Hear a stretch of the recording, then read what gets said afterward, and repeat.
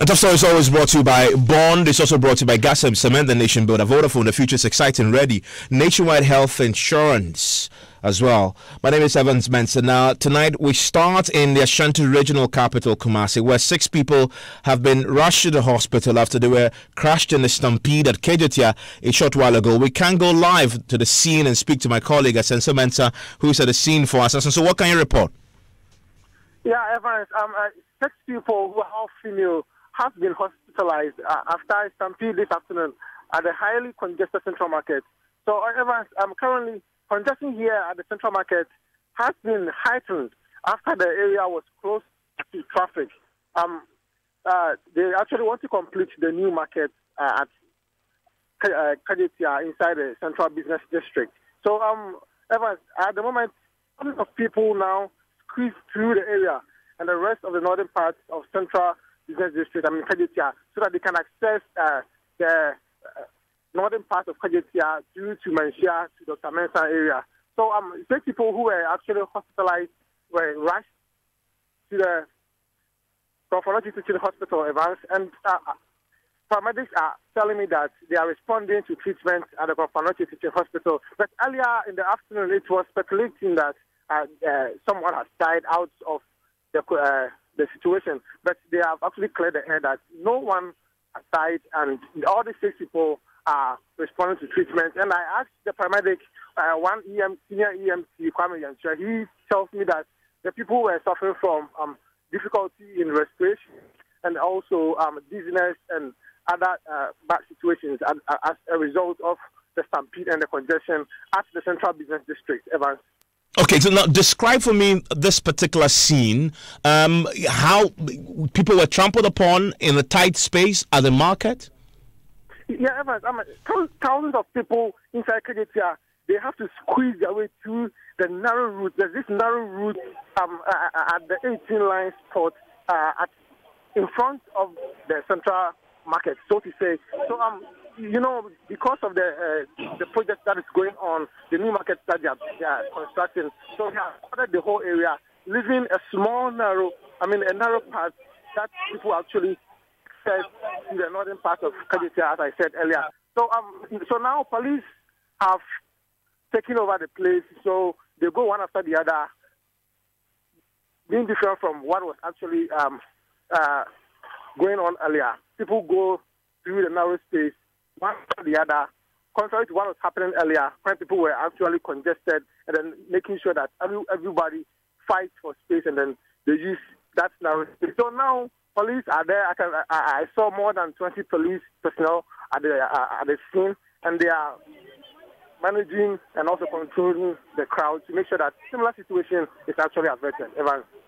I want to go live now. Thank you very much, Asenso. I want to go live now and speak to Mr. Kwame Yansha, who, of course, is with the emergency services, who first responders on the ground. Joins us on the telephone line right now. Hello, Mr. Yansha. Thank you for your time here on Top Story. Hello, sir. Yes, sir. Hi. Thank you very much for your time here on Top Story. You said? Thank you for joining us. I mean, so you were on the scene to attend to the injured. What happened? What sort of injuries are we talking about? Oh, as of now, we have not recorded any injured, but there was a sudden collapse, which we have a call from our office. That is the National Ambulance Service office at Konfo. So our office dispatched us to the scene. So when we got there, we saw that there is a lot of sudden collapse, 6 patients, 1 pregnant woman, and 4 adults, and then 1 student. So we tracked them, and then we transported 3 patients at the moment at that time. So the other 3, we called our control room for them to dispatch another ambulance to the scene. So they came and picked another 3 patients to Konfo. I see. So in all, you have 6 patients. And you said there were no injuries, but what caused the sudden collapse of 6 people in that space? Yeah, there is a lot of crowd, and they were all passing the same narrow road. So there is a heat among them. So that's what it caused the sudden collapse. Okay, so what did you observe about their condition? Is it that they were having challenge breathing? What was it? Yes, as well upon our assessment, we have one asthmatic patient too, and then the other one too was the other 5 patients. They were having difficulty in breathing and then dizziness. That's why we observe. Are they out of danger? No, they are out because we transport them to Konfanoche and we treated them in our ambulance too as well. So they are all out of danger as we speak? Yes, they are now. Even currently we are at the scene. But we have 2 patients who have been discharged from Konfanoche. They came to our scene and say thanks to us for what we have done for them.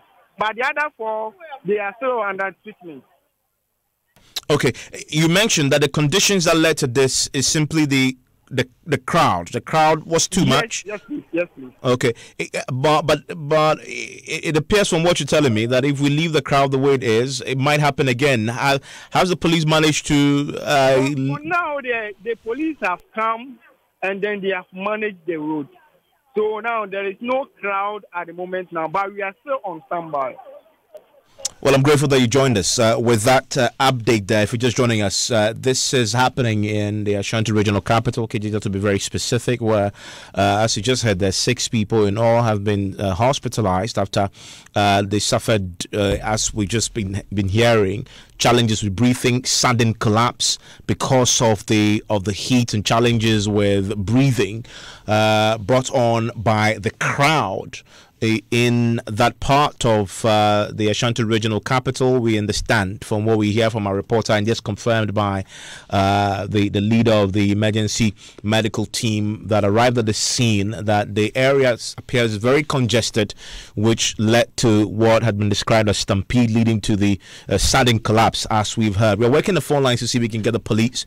From what our reporter tells us, we have almost 20 police officers on the ground right now in the Ashanti Regional Capital, Kejetia market area, trying to bring some law and order because of the crowds there. The police are having to usher people and also clear the space so we will have the congestion that has led to this will subside. Once we get the police on the phone lines, we will bring you their account of what happened and also what they're doing to ensure that the crowds reduce in that part of the Ashanti Regional Capital. But we will now go to the eastern region, where the Ghana Bar Association's legal conference is currently underway with some very interesting revelations by the president of the Bar Association, who has been tonight questioning the competence of High Court judges, some of whom he accuses of delivering what he terms atrocious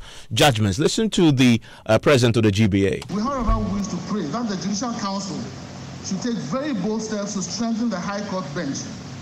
The practice of frequently assigning Court of Appeal judges as additional High Court judges in most cases to handle perceived high-profile cases entrenches the impression of a weak High Court bench. The association wishes to commend the Judicial Council on the approval of the new criteria for appointment and promotion of judges and magistrates, which reverts to the old, tried, tested, and reliable method of elevation of practitioners to the superior bench on the recommendation of their peers, specifically the Bar and the Attorney General, or on the invitation of the Chief Justice. Thus, written examinations would no longer be required for elevation to the High Court bench. This, we are sure, will certainly attract very competent and experienced lawyers to the High Court bench. The process of strengthening the High Court bench may not only be achieved by the mode of appointment only. There is the urgent need to sanction judges who deliver truly atrocious judgments not befitting of a high office of a High Court judge. We, as a bar, must therefore ensure that persons recommended by the association are of proven integrity, knowledgeable and experienced in the law, and of necessity must possess the personal qualities necessary for the performance of judicial duties of such high office.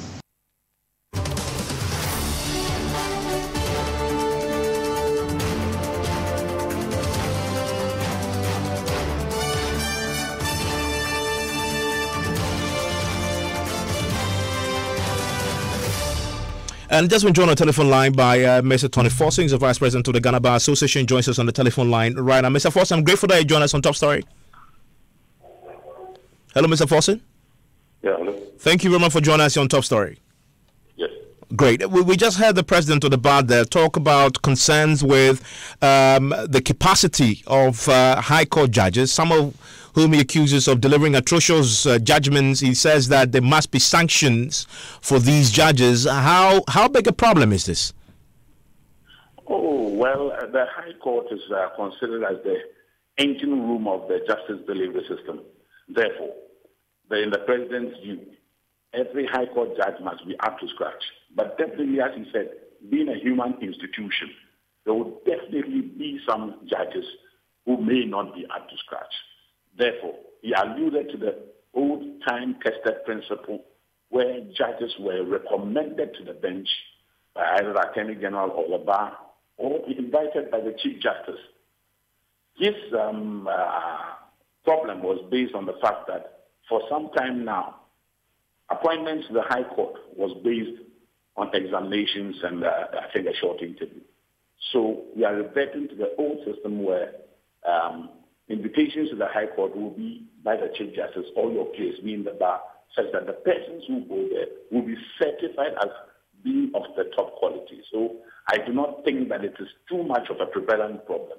But what he meant was that you will have to strengthen the High Court bench so that very few cases go on appeal, so that the workload of the appellate courts will be reduced. So that was the thinking that went into the President's call.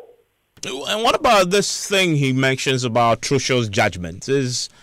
That sounds, and the clap and the applause he received when he mentioned that, it appears in the room a lot of the lawyers agree. No, it is not the prevalent situation in the High Court. That would be a serious indictment on that institution. It is not the prevalent situation. However, one atrocious judgment is one too many. So that was the reason for the applause. And of course, being a human institution, we will not get 100%, but as much as possible, the President was urging that we move towards a situation where the High Court is near perfect. And but I'm curious why we have the High Court, the Appeals Court, even we have lower courts than the High Court, and he singled out the High Court. Why is that? Because the High Court is the engine room of the justice delivery system. But most of the cases which go on appeal, most of them start at the High Court level. So that is where most of the lawyers practice. So that is the reason why they zoomed in on the High Court.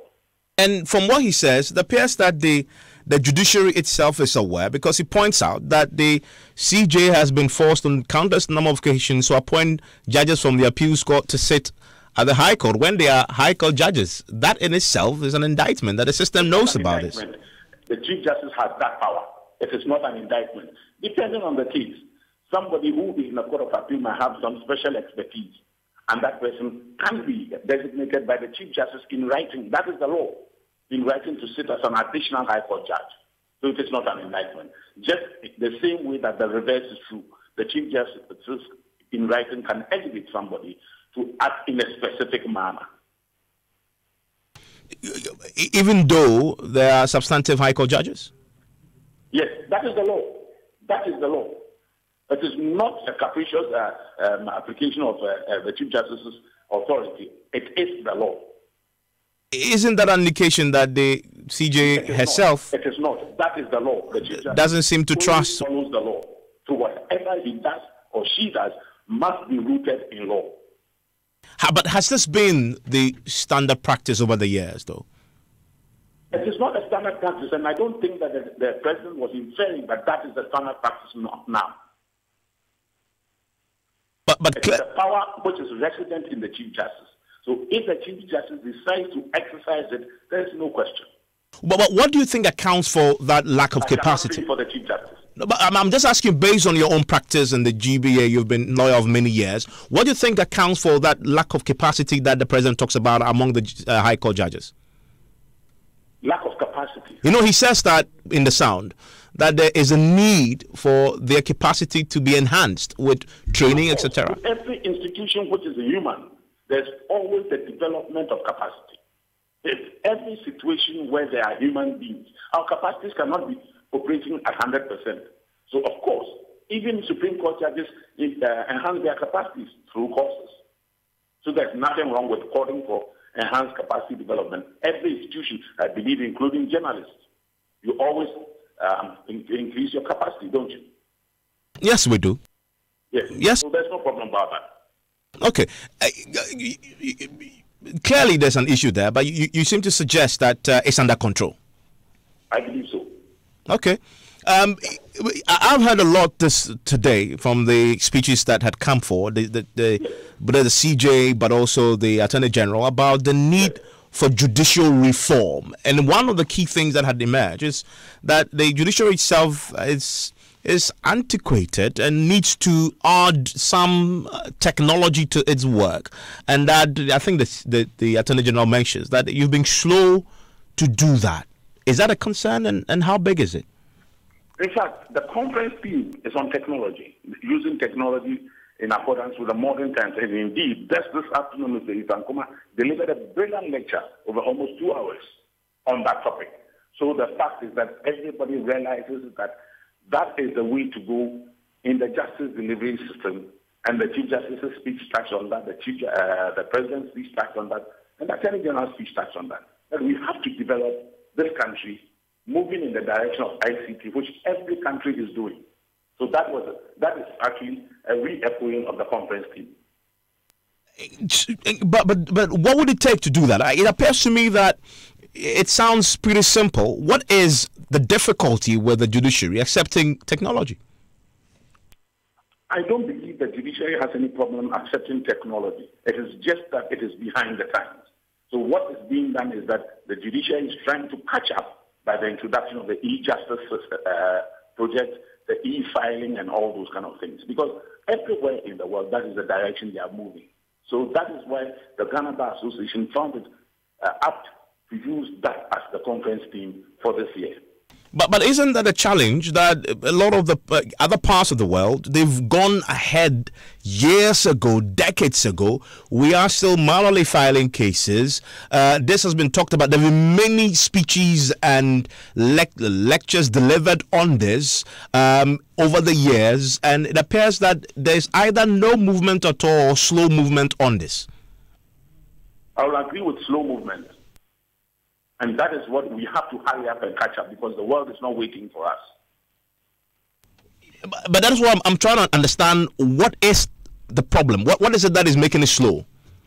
Why can't we move fast and catch up? There are myriad reasons. I mean, of course, I'm not in government, but I believe that the most important thing is the will to change.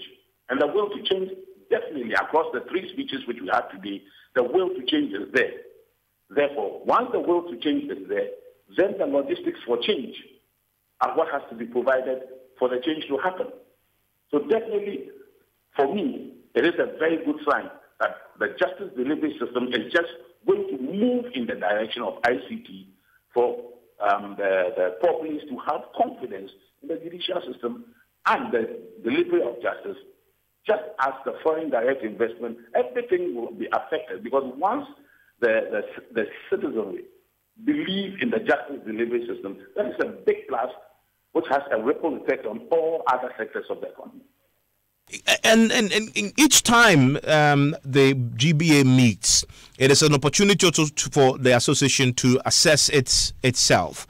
And there's been this repeated criticism leveled at the GBA, that the GBA itself is now very dormant in national affairs. There are major issues that engages public opinion, public discussion across the country.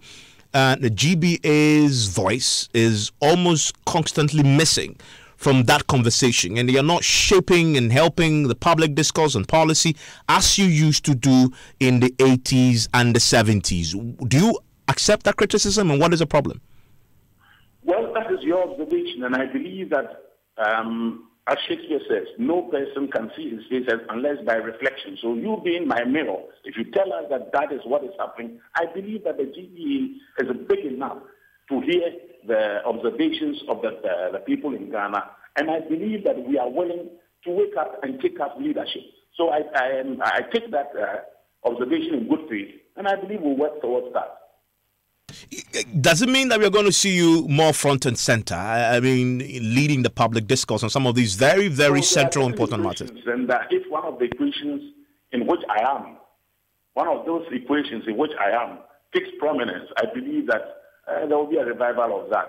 Of course, I've worked with you for several years, and I believe that if the equation features me, then I believe that we will be put back in the public space as we used to be. Because I remember just recently there was an appeal to the GBA to intervene when some judges' homes were possibly on the line to be broken down to make way for the cathedral. And I know some of your colleague lawyers publicly appealed to the GBA to step in because the judges could not speak for themselves.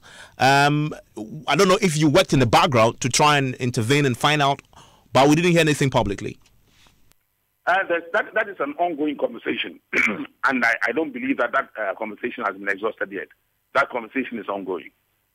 And once we are at the conference, we have a section we call matters affecting the nation.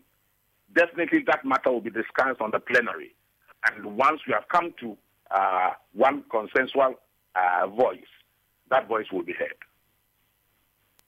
And I know that a bird whispered to me that in the contest that for the leadership of the GBA, if you can confirm, you're offering yourself for the position of the president? Yes, I can confirm that. And how is the campaign going? Well, I believe that every candidate is putting his best foot forward. Best foot forward? Yes. You hope to reform the GBA? Every candidate is campaigning to the best of his or her ability. What is the best foot forward? What does it mean in terms of where the GBA is now and where you probably will hope to take it? Yeah, I believe that every candidate has his own vision of where he or she wants to take the GBA. Therefore, our system of campaigning is a bit different from the general polity, where we speak to our colleagues one-on-one because we are a committee of equals. Therefore, we just trade our ideas, and I believe that at the end of the day, the person with the ideas which fits well with the electoral college at the time will have the nod. So that is what is happening. So we are engaging the lawyers. We are speaking to them one-on-one. We are soliciting ideas and their votes. That's how we work our campaign. I'm grateful that you joined us, and all the best in the campaign. Hello, sir. Okay. Hello. Yeah, all the best in the campaign. Thank you very much, sir. Thank you very much, sir. And I hope that my equation will feature such that we discover ourselves even. I'm grateful that you joined us with those thoughts. That's Tony Forsing. He is the vice president of the Ghana Bar Association, hoping to become the president as the elections at the bar gets underway in the eastern region. But our breaking news top story this hour is a stampede in the Ashanti region with 6 people currently hospitalized. The police are currently on the scene, still trying to clear up the place and reduce the congestion, which led to what the paramedics describe as sudden collapse of a number of people, including a pregnant woman who was affected in what has been described as a stampede. We'll try and get the police to speak to as they work to decongest the area in Kejeti. Another story still unfolding currently is the commencement of the week-long celebrations of the life of the former UN Secretary General, Mr. Kofi Annan. In fact, the body has arrived in Ghana. MFA Power is here. MFA, you've been following that closely. What can you update us on? Okay, so the body arrived about 5 minutes or so ago in the company of the wife and then the children and grandchildren as well. Currently at the Kotoka International Airport, there's a brief ceremony that is underway. There's already been a traditional libation, I should say, ceremony, and then also a prayer by some priests as well. Currently, the President, Nana Addo Dankwa Akufo-Addo, his vice, the First Lady, the creme de la creme of this government have all gathered at the Kotoka International Airport to receive the body. We'll go live to the Kotoka International Airport shortly on Newsnight. Plus, we'll bring you the very latest on the Bost matter, which we now hear is landed on the desk of President Nana Addo Dankwa Akufo-Addo himself, and the current chief executive managing director has been ordered to provide a full report to the president. We have details of that and more here on Newsnight in 3 minutes.